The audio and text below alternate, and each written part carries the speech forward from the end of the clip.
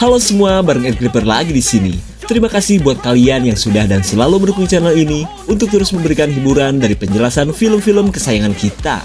Spesial di Hari Kurir Sedunia, Ed Clipper akan ngasih klip seru dari review sebuah film yang bisa membuat para mamang kurir semakin bersemangat ngantar paketan COD yang kadang isinya cuma tutup panci.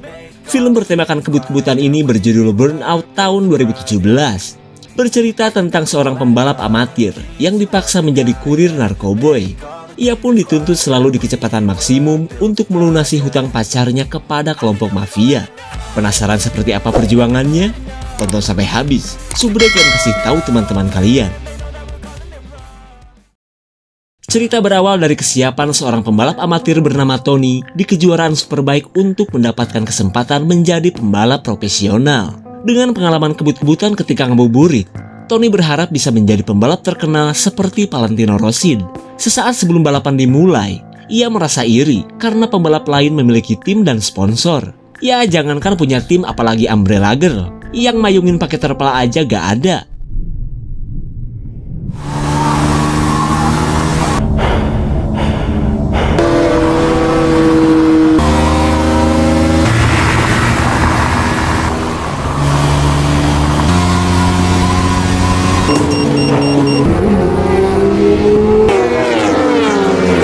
Meskipun terbilang jago ketika balapan, Tony gagal menyelesaikan balapan akibat settingan motor yang asal jalan.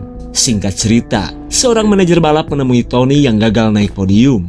Pria ini pun menyayangkan kemampuan Tony yang tidak didukung oleh motor bagus. Lalu si manajer menawari Tony untuk mengikuti seleksi pembalap, karena saat ini ia sedang mencari pembalap tambahan untuk timnya. Tawaran itu pun membuat Tony punya harapan untuk menjadi pembalap resmi seperti di TV-TV. Setelah mengikuti balapan, seperti biasa Tony bekerja sebagai karyawan gudang di perusahaan jasa pengiriman si lambat. Ia pun sudah mahir mengendari kendaraan yang entah kenapa ini jalannya menyamping. Dan di sela kegiatannya, Tony selalu menyempatkan diri menemui anaknya yang tinggal dengan mantan pacarnya. Atau bisa dibilang Tony tuh pernah berkeluarga, tapi tidak pernah ijab kabul. Runyam kan? Karena itulah efek dari pacaran yang kebablasan. Setelah mengantarkan si bocil kepada bapaknya, wanita bernama Lila ini pun pergi. Sementara Tony langsung mengajak anaknya jalan-jalan.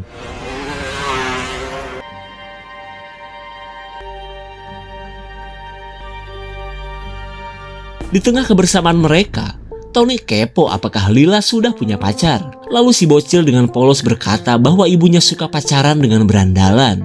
Mendengar kabar tersebut, Tony sudah menduga jika Lila pasti pacaran dengan teman tongkrongan mereka dulu. Karena emang dari dulu mereka hidup di daerah Cadas.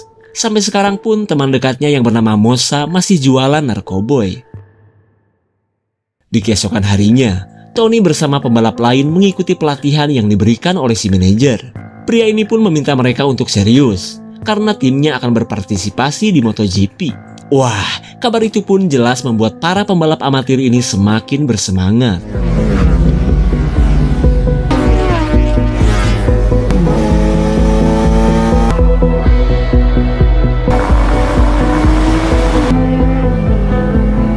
Si manajer tentunya puas dengan skill Tony yang mendominasi. Akan tetapi ia masih perlu beberapa tahapan lagi untuk menentukan siapa pembalap yang akan ia pilih. Setelah mengikuti pelatihan, Tony berniat untuk menemui anaknya. Ya sekalian emaknya juga. Lalu tiba-tiba Mosa datang dan merasa bangga karena temannya ini akan menjadi pembalap pro. Ia pun meminta Tony untuk jangan ragu menghubunginya jika membutuhkan sesuatu.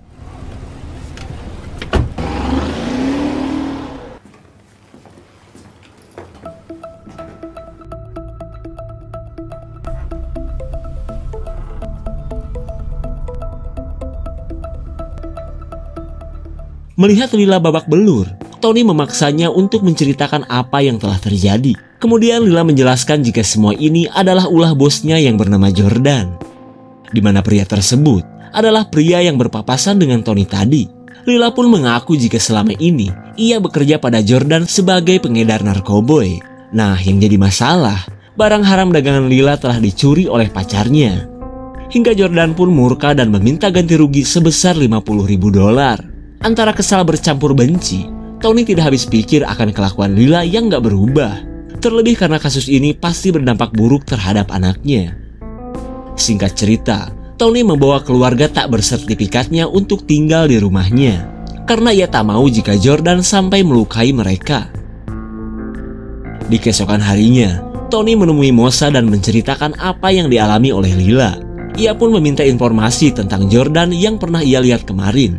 Terlihat Mosa pun khawatir karena Lila berurusan dengan gembong narkoboy terbesar di kota ini. Ia pun mengingatkan Tony untuk jangan ikut-ikutan dalam masalah mereka. Terlebih karena atasan Jordan yang bernama Miguel sudah terkenal akan kesadisannya.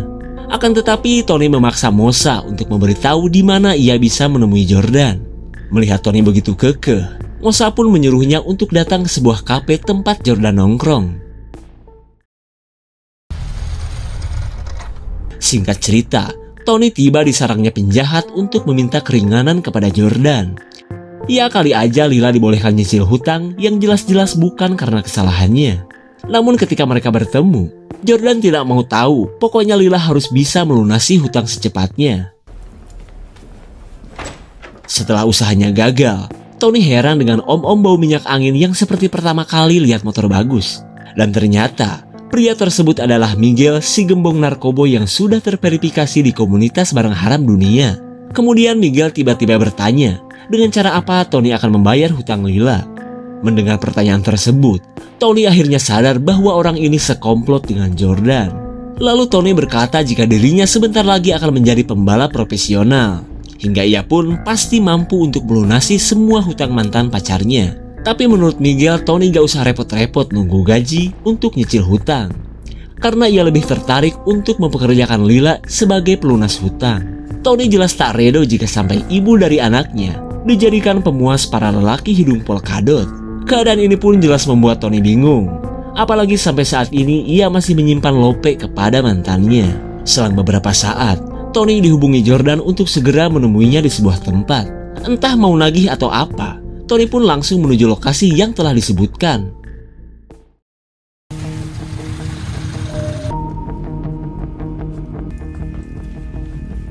Ketika mereka bertemu, Jordan menyuruh Tony untuk menunggu tanpa menjelaskan apapun. Terlihat Tony pun bingung dengan gaya komplotan gembong narkoboy ini, yang seperti mau ngasih kejutan ulta saja. Tapi tak lama kemudian, para anak buah Miguel datang dan mengajak Tony untuk ikut bersama mereka.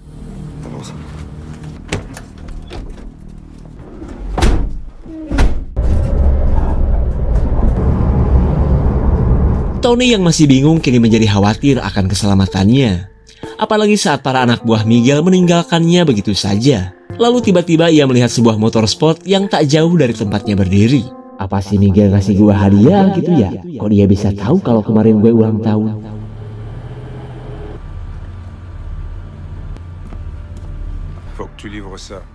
Bukannya mendengar kata surprise, anak buah Miguel ini malah menyuruhnya untuk mengantarkan paket narkoboy menggunakan motor itu.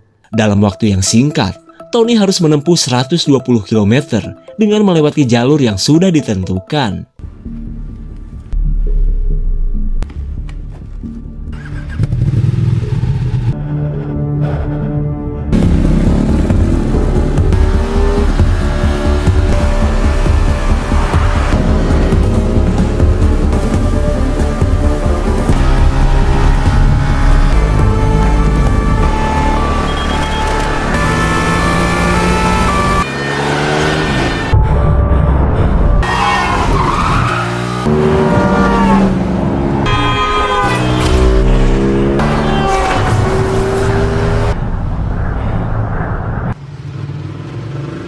Akibat keberadaan polisi, Tony menggunakan jalur lain hingga ia pun telat tiba di tujuan.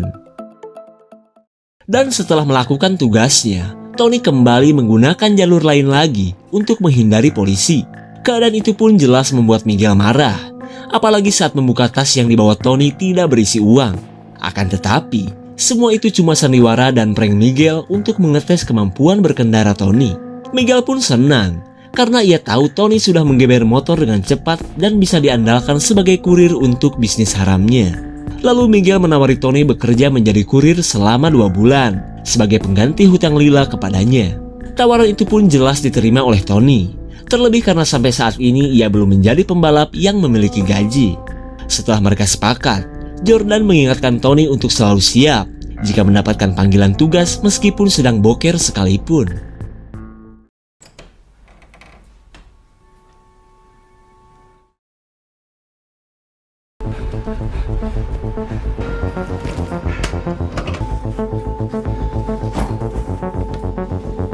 Di tengah kesibukan Tony bekerja dan mengejar cita-cita, ia mendapatkan tugas pertamanya dari Jordan. Dan itu berarti Tony harus secepat-cepatnya menggeber motor agar tidak sampai telat mengabdi kepada Miguel.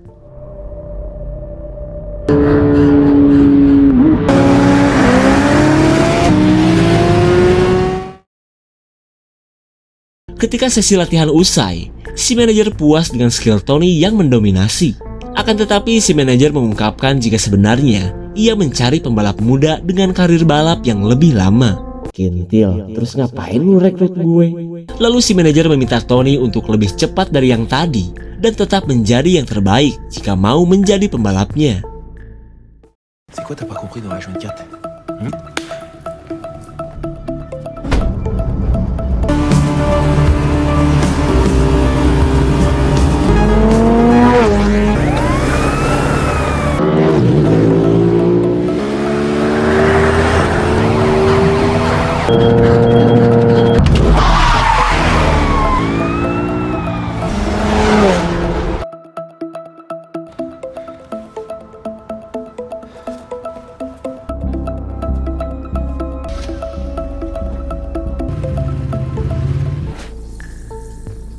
Setelah seharian menggeber motor, Tony berusaha mengembalikan staminanya dengan tablet mengadem sari. Dan ketika Lila datang, Tony berbohong bahwa ia telah meminta bantuan kepada Mosa.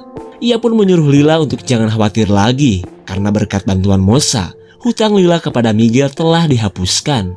Meskipun malu bercampur bahagia, Lila merasa bersalah karena telah membawa Tony ke dalam masalahnya.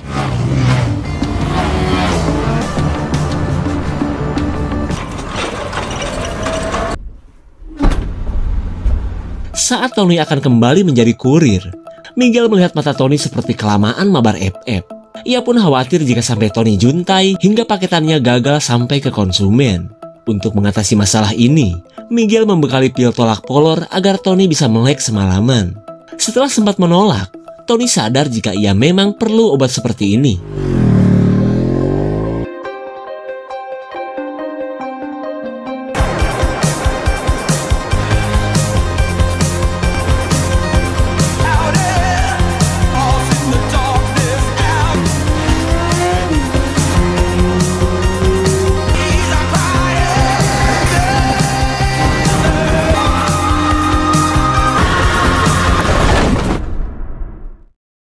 Kesibukan dan kebiasaan Tony akhirnya sampai pada puncaknya. Tony pun mulai sulit konsentrasi karena selama beberapa hari ini belum tidur. Terlihat si manajer pun kaget saat melihat mata Tony merah karena kurang tidur. Lalu ia menyuruh Tony untuk banyakin istirahat, karena besok adalah balapan penentuan apakah Tony layak menjadi pembalapnya. Baru juga mau niat polor sepuasnya, si keher Jordan malah memanggil Tony. Singkat cerita, Tony menemui Miguel karena mendapatkan tugas untuk mengantar narkoboy jenis tepung oleng tengah malam nanti. Akan tetapi rute yang harus dilalui Tony terbilang berbahaya karena sedang dijadikan arena perang antar geng dan ormas. Tony jelas takut karena bisa saja ia kesambit gear Supra atau keserempet pelor. Tapi demi Neng Lila, ia akan memberanikan diri untuk melakukannya. Sampai tiba waktunya, Tony menunggu jemputan Jordan untuk melakukan pekerjaannya. Lalu datanglah Mosa yang terlihat marah karena sudah tahu akan kesepakatan Tony dengan Miguel. Namun ketika Tony berusaha menjelaskan, Jordan keburu datang untuk menjemput Tony. Ton, ngapain lu ngobrol sama begituan?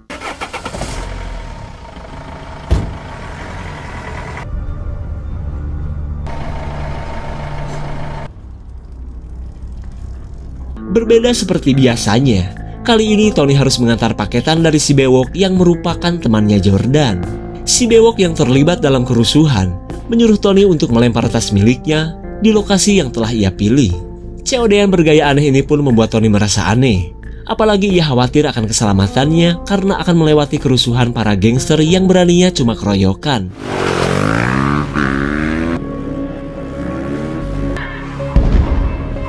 Melihat sekelompok geng di jalanan, Tony yang ketakutan menggunakan rute lain.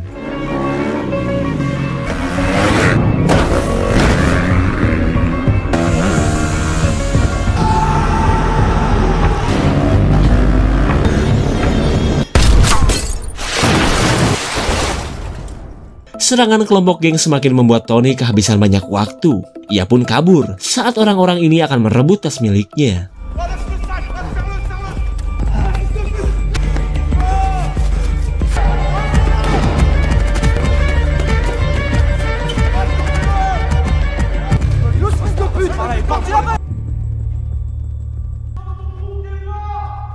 Tony yang berhasil sembunyi segera menghubungi Miguel bahwa ia tak bisa ke lokasi tujuan. Ia pun meminta dijemput karena tak mungkin kembali ke motornya. Kemudian Miguel menyuruh Tony untuk menuju lokasi penjemputan yang telah ia tentukan.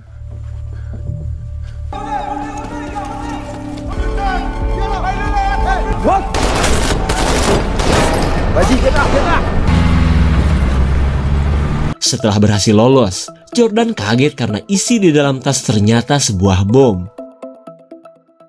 Singkat cerita, Miguel marah karena teman Jordan telah menipu dan membahayakan mereka. Ia pun tidak bisa membayangkan jika bom sampai meledak dan membuat mereka muncrat bermandikan api. Sementara Tony terlihat masa bodoh dengan konflik para penjahat ini. Namun ia semakin khawatir akan keselamatannya yang selalu berada dalam situasi yang berbahaya. Dan setelah melakukan tugasnya, Tony prepare karena sebentar lagi ia akan balapan. Udah masa seminggu belum tidur, ia pun harus kembali menggeber motor untuk mewujudkan mimpinya.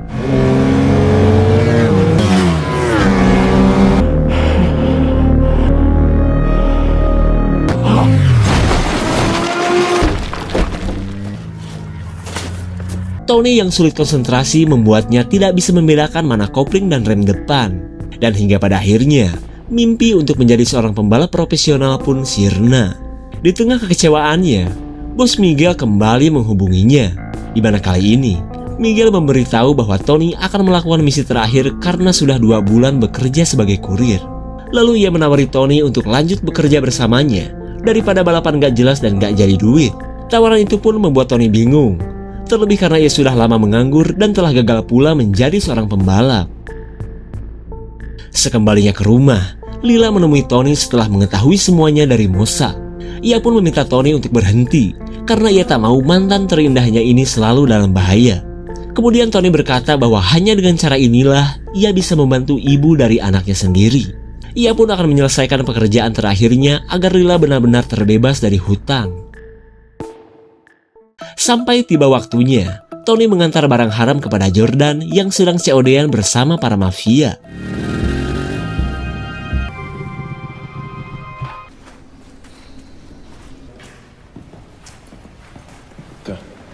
Setelah menerima tepung oleng kualitas super, para mafia ini pun memberikan sekarung duit. Dan ketika COD beres, Tony merasa lega karena pengabdiannya selama ini sudah selesai. Akan tetapi Jordan mengancam Tony untuk terus bekerja kepadanya. Ia pun tak segan-segan untuk menghabisi Lila jika sampai Tony menolak.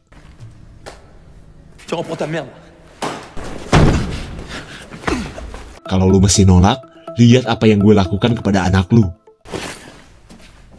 Apa gue habisin aja tuh si Jordan?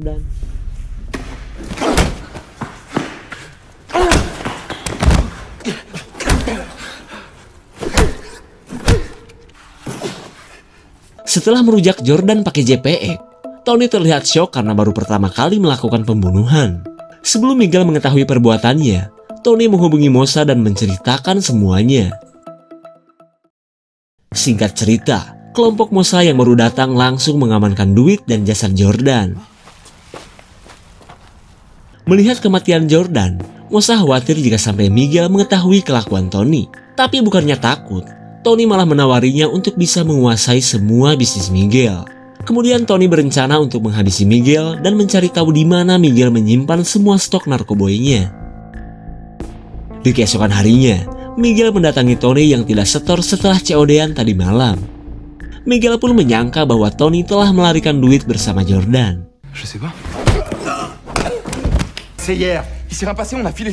Di tengah kemarahan Miguel, Tony berbohong bahwa Jordan menemui si bewok setelah COD-an bersamanya. Mendengar cerita tersebut, Miguel menyuruh anak buahnya untuk mencari Jordan di tempat si bewok. Sementara ia akan membawa Tony ke tempat penyimpanan narkoboy untuk melakukan COD-an lagi. Tanpa mereka sadari, Mosa dan anak buahnya sudah bersiap mengikuti dan menghabisi kelompok Miguel.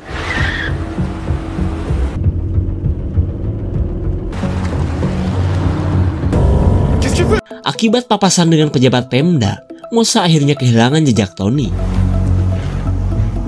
Setibanya di lokasi gudang, Tony heran karena Mosa belum kelihatan batang tenggorokannya. Ia pun memikirkan cara untuk memberitahu Mosa akan lokasinya saat ini.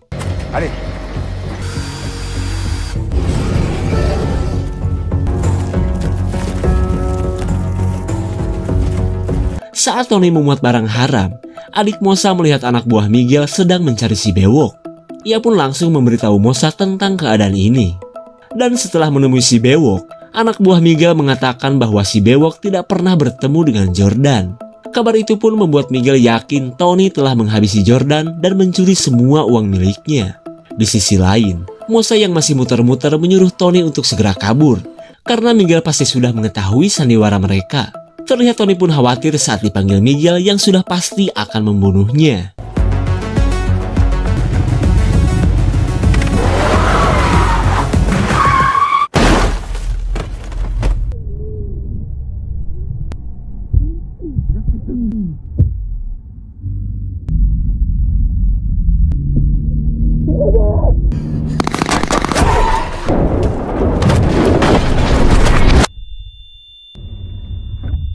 Untung saja Mosa berhasil menemukan dan menyerang mobil Miguel sampai terguling.